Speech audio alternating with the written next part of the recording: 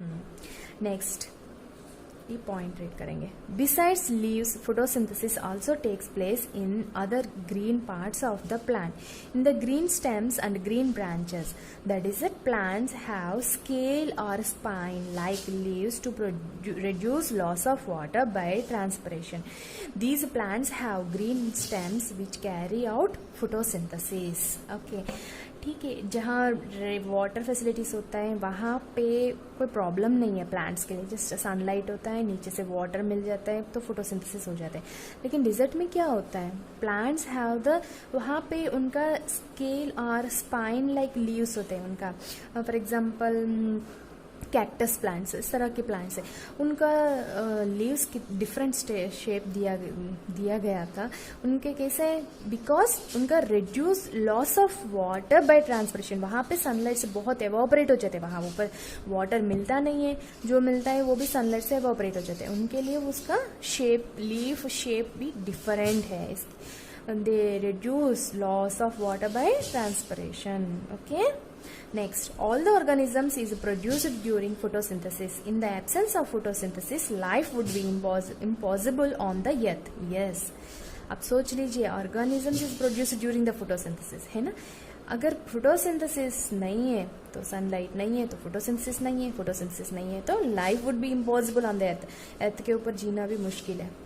During photosynthesis, chlorophyll containing cells of leaves, in the presence of sunlight, use carbon dioxide and water to synthesize carbohydrates.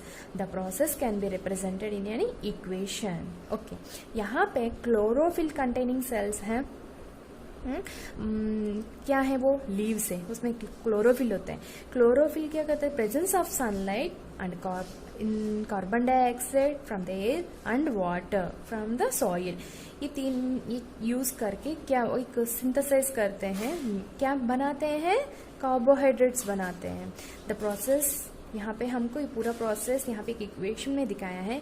Carbon dioxide plus water in the presence of sunlight and chlorophyll. ये चारों मिलने के बाद क्या बन गया, carbohydrate बन गया एंड ऑक्सीजन भी बन गया.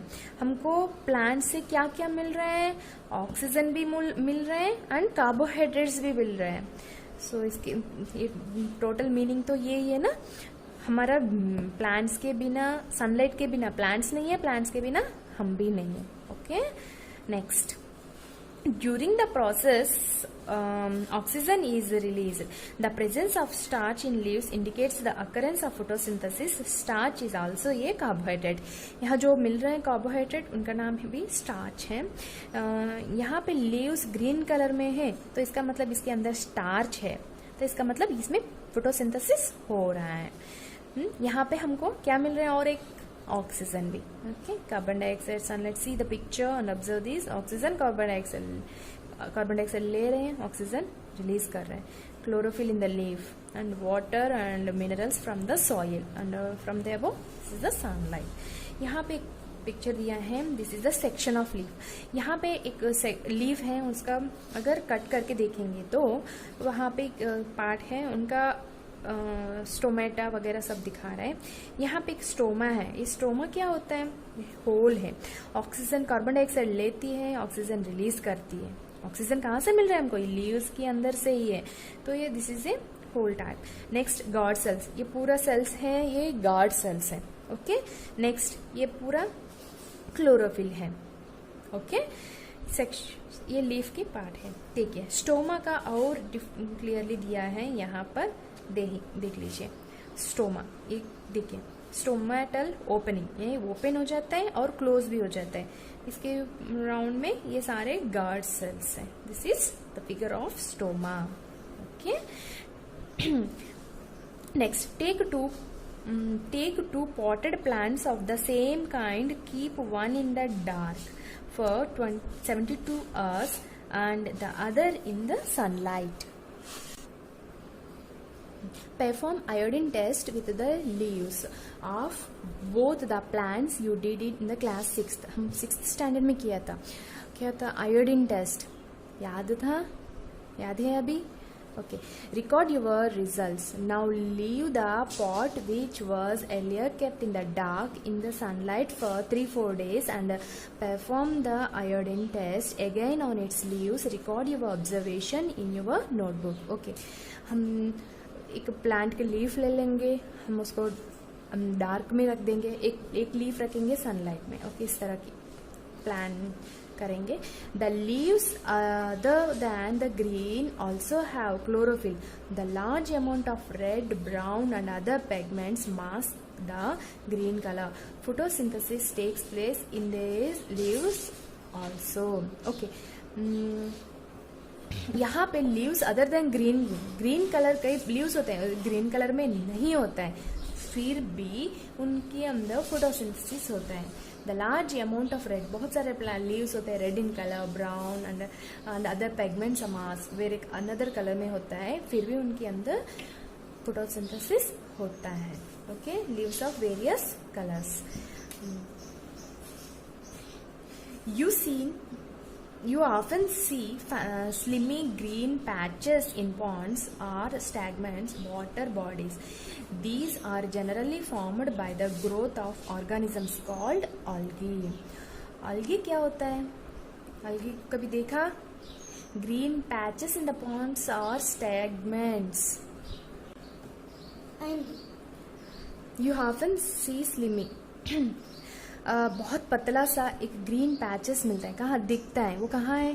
Pond's are stagnant water bodies. कभी बारिश होता है कंटिन्यूसली 2-3 दिन, कहीं कहीं पानी रुक जाते हैं, वहाँ पे हम ग्रीन कलर की पैचेस हो जाता है, उनको क्या बोलते हैं? ऑल्गी. ऑल्गी को मतलब हिंदी में काई. The growth of organisms are called algae. Can you guess why algae are green in color? आप गेस कर सकते क्यों algae ग्रीन कलर में है? They contain chlorophyll. Yes, because algae में भी क्लोरोफिल होता है, वो भी फोटोसिंथेसिस कर लेती है. Algae can also prepare their own food by photosynthesis. Okay, अगर क्लोरोफिल होगा तो वो फोटोसिंथेसिस हो जाता है ना. Synthesis of plant food other than carbohydrates.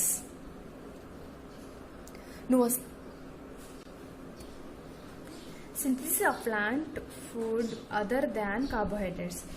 You have just learned that plants synthesize carbohydrates through the process of photosynthesis. The carbohydrates are made of carbon, hydrogen and oxygen.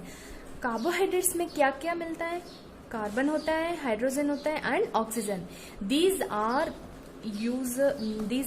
used to synthesize their components of food such as proteins and fats. Okay, but proteins are nitrogenous substances which contain nitrogen. From where do the plants obtain nitrogen? Okay, plants को nitrogen कहाँ से मिलता है वो भी देखना है ना, वो भी हमारे एक ऑब्जर्व करने का एक इम्पॉर्टेंट पॉइंट है. Okay, recall that nitrogen is present in abundance in the gaseous form in the air. However, plants cannot absorb nitrogen in this form. gaseous form में हमको नाइट्रोजन मिलता है, लेकिन प्लांट्स वो एक्सेप्ट नहीं करते, एब्जॉर्ब नहीं करते हैं. Soil has certain bacteria that convert gaseous nitrogen into a usable form and release it into the soil. Soil में एक बैक्टीरिया होता है, वो गैसियस नाइट्रोजन को ऑब्जर्व करके सॉइल में रिलीज करते हैं. तभी through roots plants take the nitrogen. Okay, these are absorbed by the plants along with water के साथ roots absorb कर लेते हैं ये नाइट्रोजन को.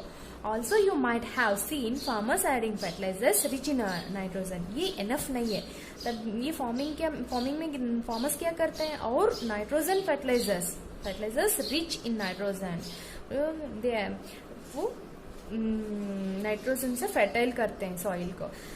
In this way, the plants fulfill their requirements of nitrogen along with their other constituents. Plants can then synthesize proteins and vitamins. Okay. तभी plants का nitrogen भी मिल जाता है, तभी plants can synthesise the proteins and vitamins. तो इतनी method है ना।